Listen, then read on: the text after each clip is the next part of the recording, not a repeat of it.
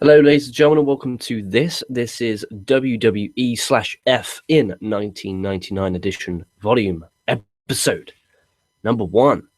I'm looking forward to bringing this series to the channel here, WF in 1999. I'm going to be giving you Monday Night Raws, Sunday Night Heats, and pay-per-view review and analysis from the year of, obviously, 1999. Also, LK Books W will continue with the second installment of that show. Also, we've got PWME on the road, where I discuss what's going on in the world of professional wrestling and, for instance, topics.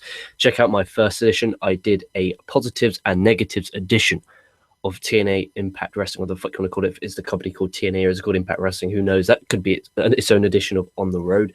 Well, I'm happy to be back here in this beautiful, very ridiculously warm PWME UK headquarters. That's absolutely ridiculously warm in here.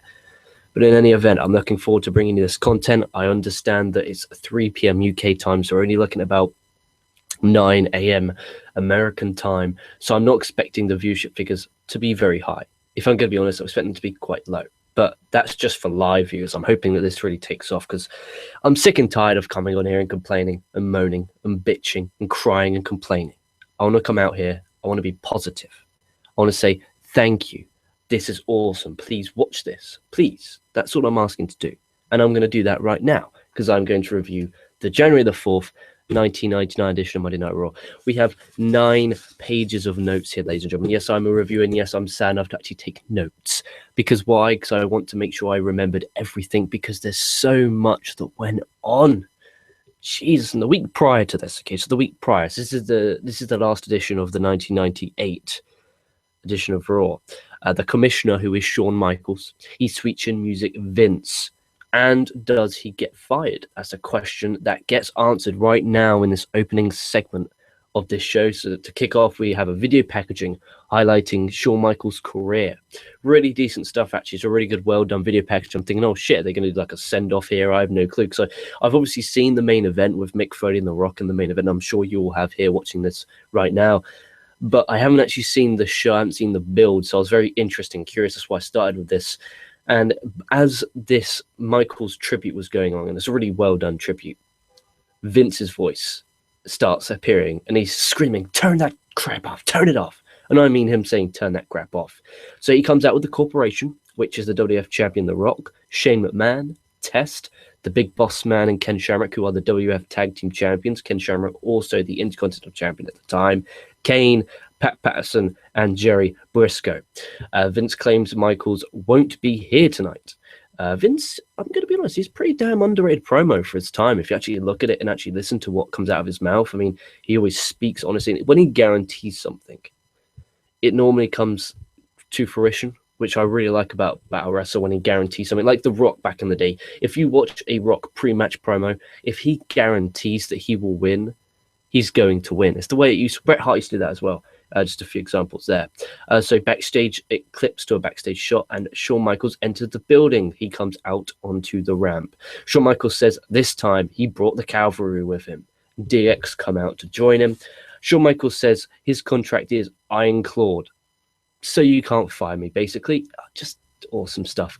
Shawn Michaels says Steve Austin will be the #1 entrant into the 1999 Royal Rumble. However, Vince McMahon will be number 2. Big, insane pop there for the announcement that those two will be in the Royal Rumble match. Obviously, the Austin McMahon feud just going crazy. And Shawn Michaels then says within the next 2 hours, he is going to give Vince McMahon a stone cold surprise. You're now not turning off this television set. You're thinking a stone cold surprise. Steve Austin's going to be showing you. How is he going to do it? What's going to happen? I've got to stay for this 2 hours. Because he didn't say at the end of the show, he said within the next 2 hours. That, my friends, is called well-written, world-class television at its peak. I respect that a lot. That's not like mind-blowing professional wrestling. That's good storytelling.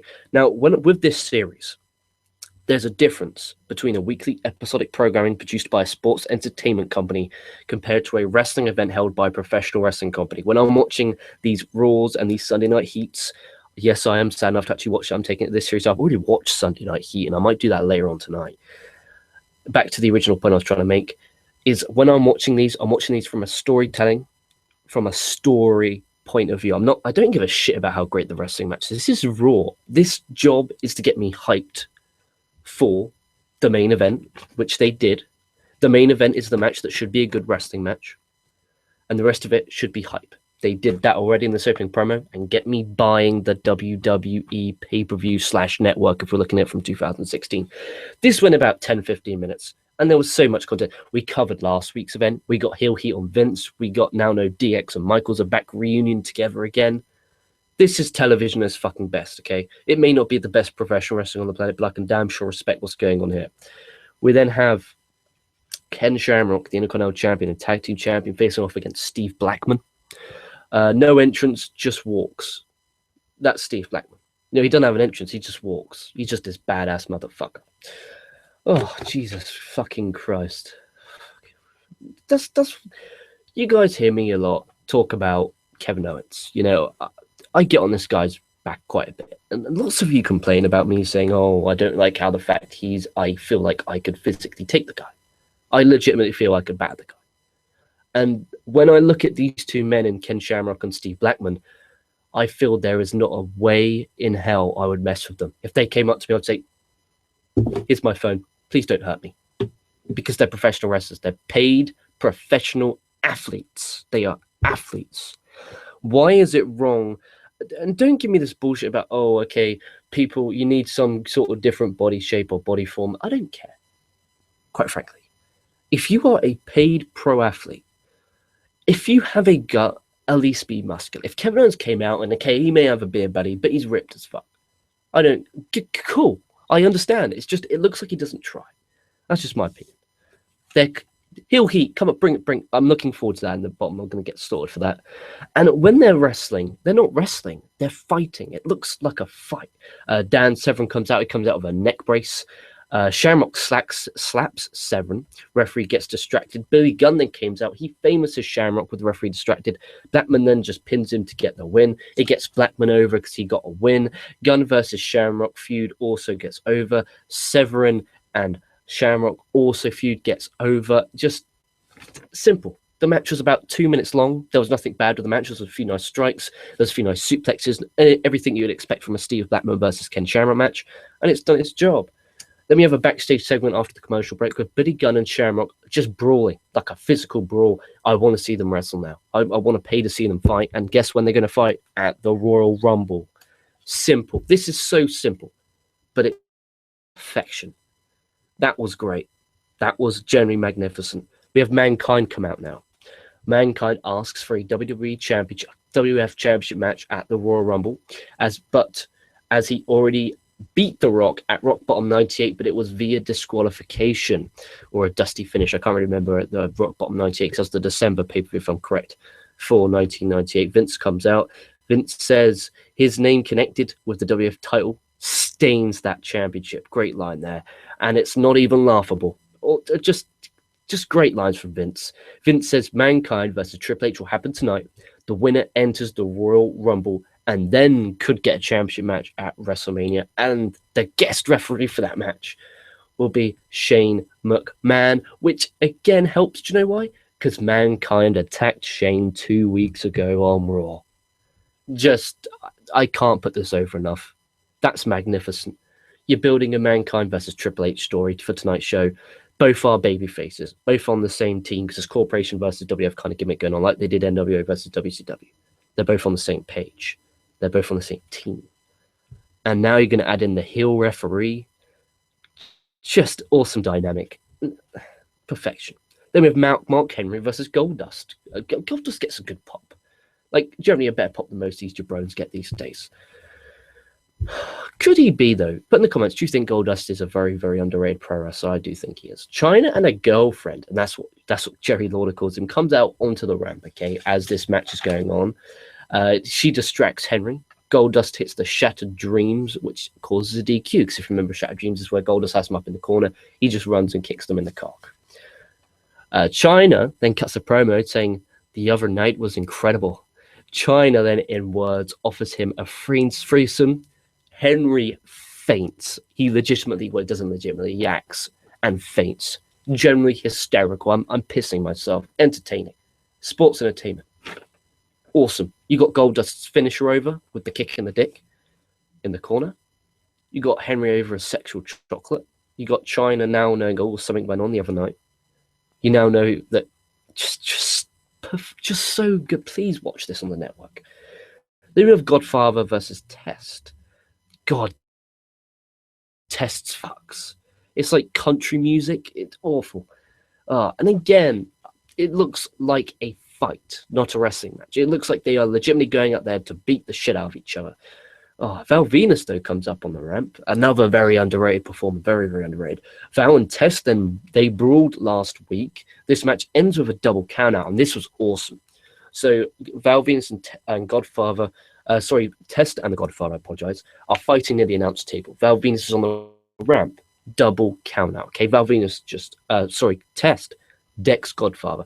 Test announce table. Val Venus ramp. They lock eyes. They sprint towards each other and just start brawling. But they legitimately ran to meet each other and they started brawling. Absolute awesome. Referees separated them as Val Venus.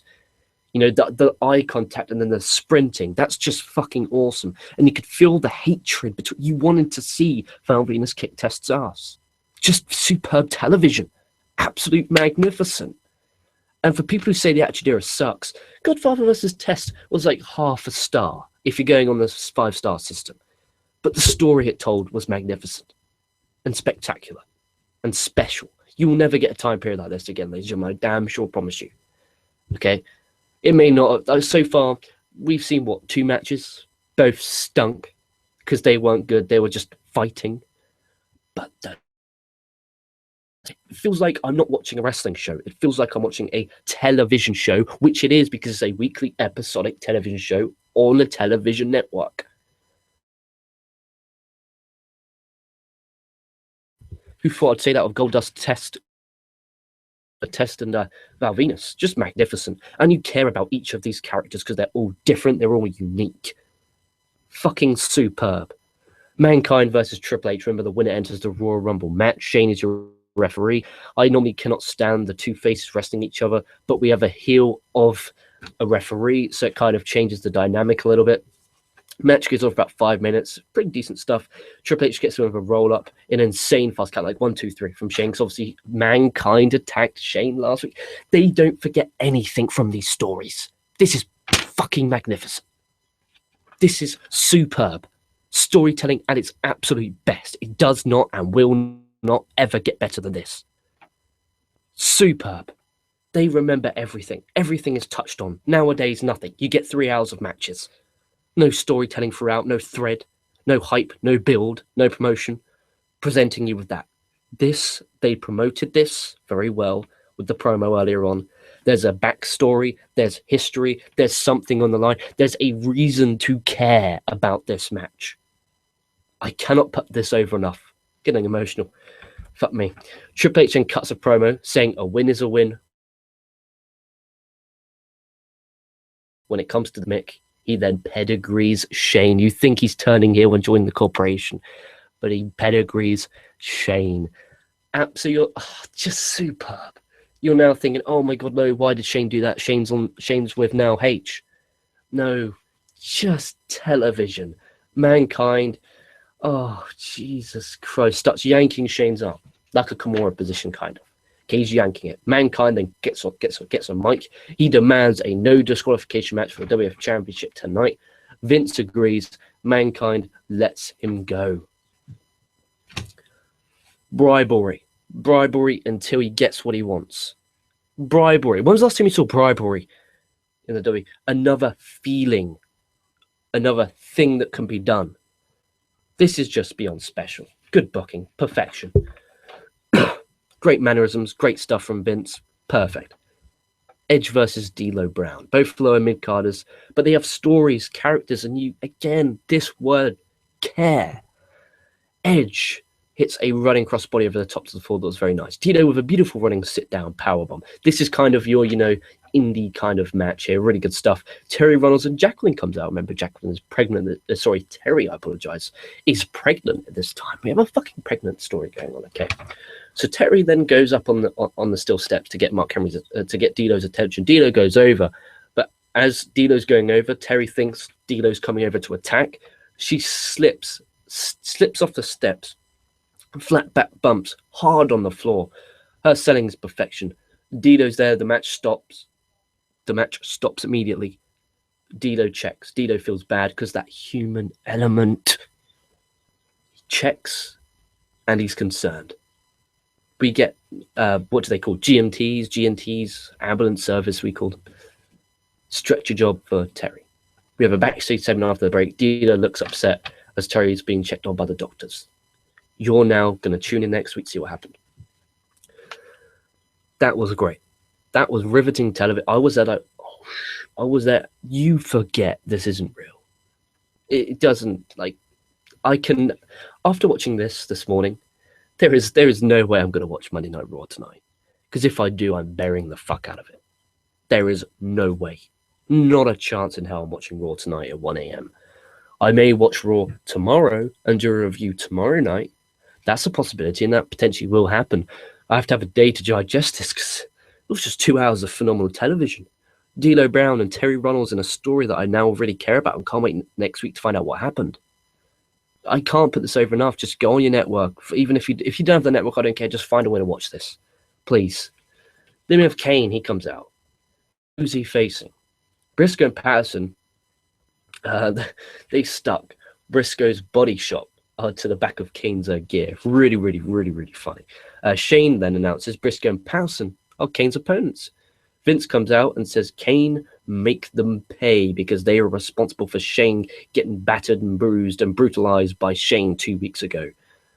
Patterson offers Kane a condom. Kane chokesams both of them. Chokesams both of them. Storytelling, because they got punished for what happened a few weeks ago. No stone gets unturned. This is priceless television. It really, really is spectacular. If you think last week's Raw was better than this, quite frankly, you should not be a fan of professional wrestling. I'm just being honest. We then have a hardcore championship match. I have Road Dogg, the champion, defending against Al Snow. Snow jumps off the apron. As he jumps off, Road Dogg basically throws a chair unprotected to the head. Really nasty. I don't like that at all. Dog hits him with weapons. Snow just keeps laughing, helping his character. Dog hits a hip toss for a table. Jesus. Snow sprays him with a hose. They brawl backstage. They go outside the arena. It's snowing. Incredible visual. Incredible. Dog hits him with a shovel and a pile drive on this wooden gimmick table on the outside to get the win. Really, really fun to watch. Really, really fun. This wasn't hardcore or deathmatch bullshit. Like, they weren't getting nails and thumbtacks and glass. It was hose, pile driver on the floor. That I'm fine with. That I'm honestly fine. Get rid of the unprotected chair shot. But that was entertaining. It was enjoyable. The snow visual was awesome. They must have been freezing. Shawn Michaels then goes to leave to get his surprise. DX let him out. But as he goes to his car, he forgot his key. So he turns around, but remember the door's locked because he got let out by DX. He's knocking on the door. DX have gone. And then all of a sudden, you hear Shawn go, oh no. Advert. This is advert. What the fuck? You come back from the commercial. HBK is laid out and pissing blood with his head on the glass of a car with the ambulance there. And I mean pissing blood, ladies and gentlemen. And then it was revealed as the camera got to it, it was the big boss man, Test, and other corporation members. You didn't see all of them as the cameraman was getting knocked down himself. Awesome stuff, and I really mean it. And the camera then did a visual of the car. There was blood all over the car. The car was smashed. It was superb. And I mean, just fucking great television. So good. Why? This is fucking superb. I can't tell you how great this was.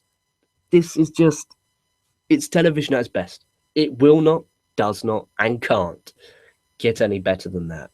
You now want to see the corporation get kicked. You want to see Shawn Michaels kick their ass. You're hoping Shawn's okay at the same time. You're thinking, oh shit, are they going to get arrested because the ambulance are there? And you're thinking, oh my fucking God, what? And then up next, you have a WWE Championship match. Unbelievable. No disqualification. Remember, Mankind facing off against the champion, The Rock. DX comes out to the side with Mankind. The Rock is with his whole corporation. Jeremy came out to legit heel heat. Rock, though, hits one of the nastiest ring bell shots to the head I've ever seen in my life. He hits a rock bottom through the table, but only half of the table. So say this was the table, okay? This is the part where you have the gimmick where they watch, the commentators watch, and this is the kind of part where they're kind of leaning on, and JBL has his Monster Energy drinks on. Foley went through this part, and he just dumped to the floor. Really, really nasty stuff. Every person in the building's on their feet at this point. We're now about 10 minutes in. Rock hits a belt shot to the head and a horrific sound it made. It was horrific for a near fall. Really, really awesome stuff there. Mankind then hits a double undercut DDT for 2 for another great near fall. Shamrock then comes in, hits Mankind with a chair. Remember, it's no disqualification. Billy Gunn then, because remember, Billy Gunn's in the feud with Shamrock. He hits Shamrock. DX Corporation, massive brawl. And Stone Cold Steve Austin music hits the biggest pop I've ever heard in my whole entire life. Bigger than the Triple H, illustrious Triple H day/return at Madison Square Garden in 2002. This was bigger, and I mean explode. Austin comes in, smashes Rock with a chair. Mankind covers 1, 2, 3. Not only that, but you're also teasing the Rock Austin feud, because that's what happens 3 months later at WrestleMania. Awesome stuff. Mankind covers 1, 2, 3. The crowd explodes. I've never heard a pop like that in my life, and it was goosebumpy. Cole does an awesome job. His voice is cracking up because there was Michael Colson and JR had that thing wrong with him. I do apologize. I can't remember what it was, bow pose or something like that. But I heard emotion in his voice. It was passion in his voice. It felt like he was free. He could say what he wanted. Cole did a great job. Awesome match. Awesome moment. That segment alone was better than a month's of Raw we've seen. 1 month's Raw. You had Austin making his return. Thunderous, thunderous, thunderous. People saying that, you know, he's over and he's over and he's over from today's product. No, that's called being over. Watch that. That's called being a money man. That's called being a company draw. Non-stop storytelling throughout this show. Hooks, great main event, non-stop. You know, the only negative was the match quality. Minus the main event, the match quality was pretty damn poor, but the storytelling made up for it. This is storytelling at its peak. I'm now thinking anything can top it. And we've got next week's show, and I'm actually legitimately wanting to watch next week's show now. It was so good. I had to watch Sunday Night Heat because I want to see what happens. You know, it's just fucking phenomenal. And it doesn't get better than that. I'm going to get some live comments in a minute, but just to let you know, tonight there will be LK Books WWE edition number 2. We're going to be breaking down my SmackDown with my SmackDown branded roster. Also, you have the LK Books WWE episode 3 with Bad Blood coming up. That will be a review. Maybe a Raw review. However, I'm just not in the mood for WWE bullshit right now. After just, I'm in the mood to just watch amazing professional wrestling, and that's what I just special. That was special. That was honestly amazing. We have. Oh Jesus Christ! We have some live comments. You have John Cena. Hey, okay, how you going? Cena, I'm doing good, my friend. Not too bad. Mark Douglas. Laugh my ass off. That's what happens when the show starts bad. The Arrow subreddit started discussing Daredevil when Arrow got bad. I'm guessing he's referring to me going back to watch great episodes of Raw because Raw stinks. Let's talk about Brexit instead. Oh, no, I'm not. No. Watching Raw live is depressing. That's from Michael TXR. Franielli puts hello everyone. Hello, Franny. I hope you've been to this show. Remember, Sunday Night Heat review will be coming up soon. I've already watched the show. It's just I want to spread them out so you can people can have a chance to watch this. I don't want to just go bam, bam, bam, bam, bam, bam, bam, bam, bam, because I could have wanted to. I could just smash all these out and be done in it in like a few weeks because it's just so fun to watch. And just please go out of your way to watch. This show gets an almighty win. Phenomenal television. Enjoyed this show. Thank you for everyone watching live. Thank you if you're watching on demand here on youtube.com/KocoSports. Make sure you hit that subscribe button for more great content like this. Leave a like, leave a comment what you thought of this show, what you think of this series, and what you also think of, you know, this idea of the W in 1999. So thank you very much. Like, comment, subscribe, pricing.me, KocoSports.net. Also, check out all the links in the description box. We've got a merch gimmick over there. We've got a Patreon gimmick. We've got a Punk and Cheese. You've got Coco Plays. You just got so much shit in that description box. So make sure you always smash that description box. I'll be back with a LK Book story, as I've mentioned a few times. Make sure you stay safe. It's a fucked up world out there. Make sure you stay well. because I'm sweating a little bit in here tonight. I'm getting a bit red. It's almighty hot here in the PWME UK headquarters. Time to open some windows. I'll be catching your asses down the line.